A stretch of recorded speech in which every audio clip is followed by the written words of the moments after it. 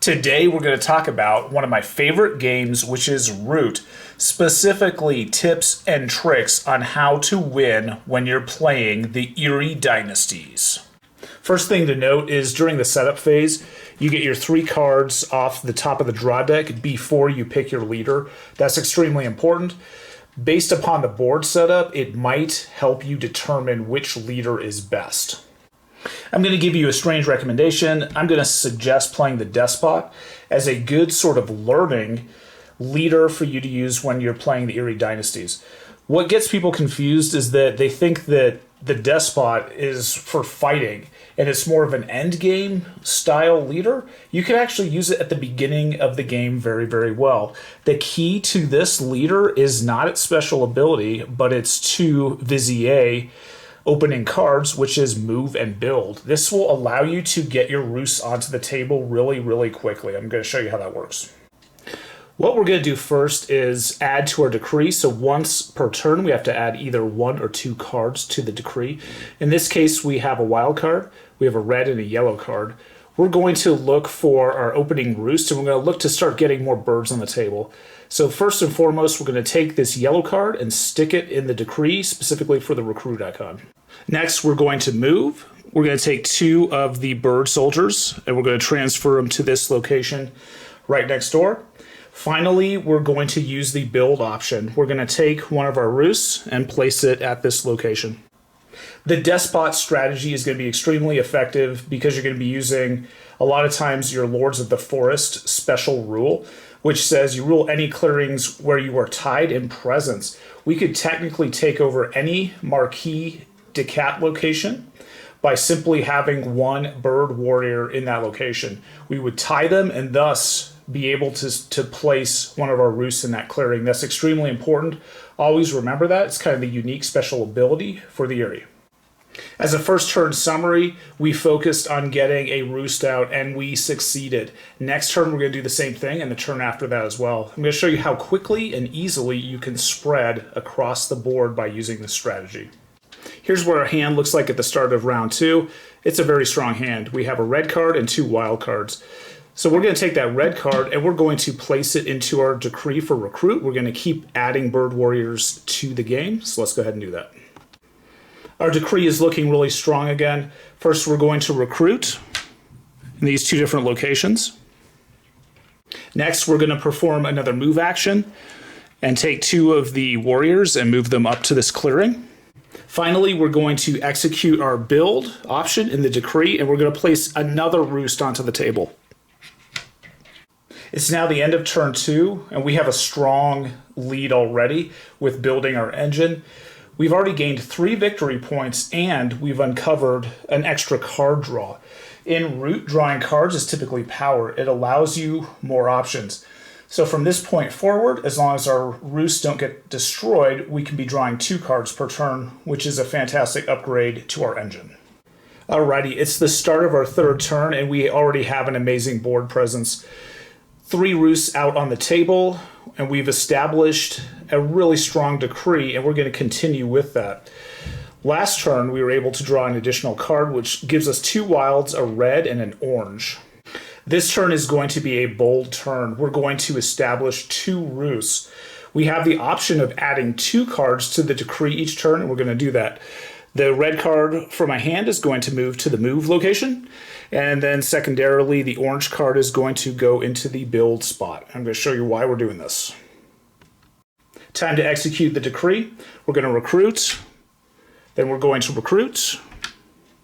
Next, what we're going to do is our move actions. So we're going to have to move from a red location. We're going to do that. So 2 warriors move into this location. Now, if you look at this, we are tied, but since we are tied, the Eyrie wins, so we will be able to build in that location. Secondarily, from our primary location, we're going to move up to this clearing just to the north. Now we can execute our build, which is going to be a great build for the turn. We're going to place 1 roost here in the orange location, and then we have a wild location. So we're going to take a 2nd roost and place it up here. In just 3 short turns, we've scored 7 victory points, and now we have a total of 5 roosts on the table. We're going to start running out of options coming up here, and we're going to go into turmoil. But we have a commanding lead on the game so far. And just remember, 4 points per turn, that's a pretty aggressive amount of victory points to be getting in this game.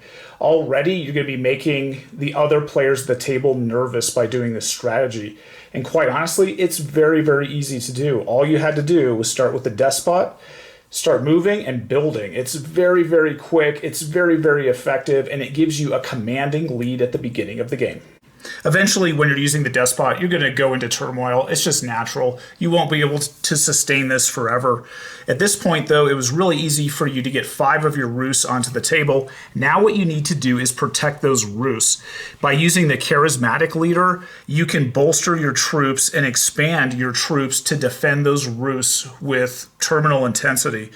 What's great about this strategy is that now that you have all of those roosts established, anytime you do a recruit option, you have now 5 different locations that you could be potentially recruiting to.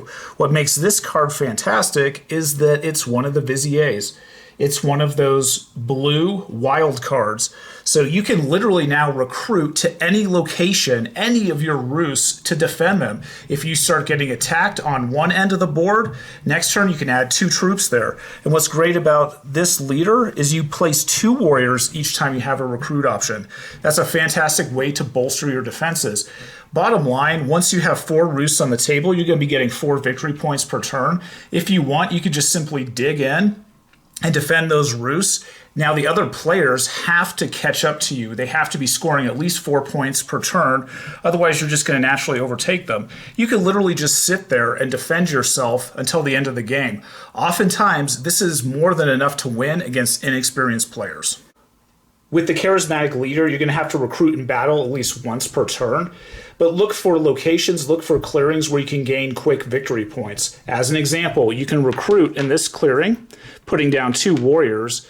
Next, you can attack the Riverfolk Company and take out that trade outpost for an extra victory point.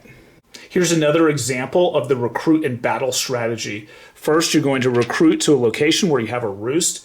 In this case, there's a token. There's a Riverfolk Company trading outpost. We're going to do an attack action, the battle action. We're probably going to lose a couple guys. They're going to lose a few as well. We're going to gain that victory point. One of the great options about playing the charismatic leader as your second leader when you're playing the Eyrie Dynasties is that in this case now we are actually defending our roosts by being aggressive. We're wiping out enemies, we're wiping out their trade outposts, we can wipe out their buildings, we can wipe out their troops, and we're making it easier for us to defend our point totals, and we're gaining some supplemental victory points on the side. It's a fantastic strategy. You can dig in, you can absolutely annihilate those locations where you have a presence and you have one of those roosts, and you can keep doing this over and over again. And it's really hard to dislodge the Eyrie from this strategy, and you're going to have many, many turns, 2, 3, maybe even 4 turns, where your point totals are going to be coming in. You're going to be getting 4 points per turn and maybe a couple extra points per turn as well, maybe 1 or 2 victory points by fighting and destroying and removing tokens from the board.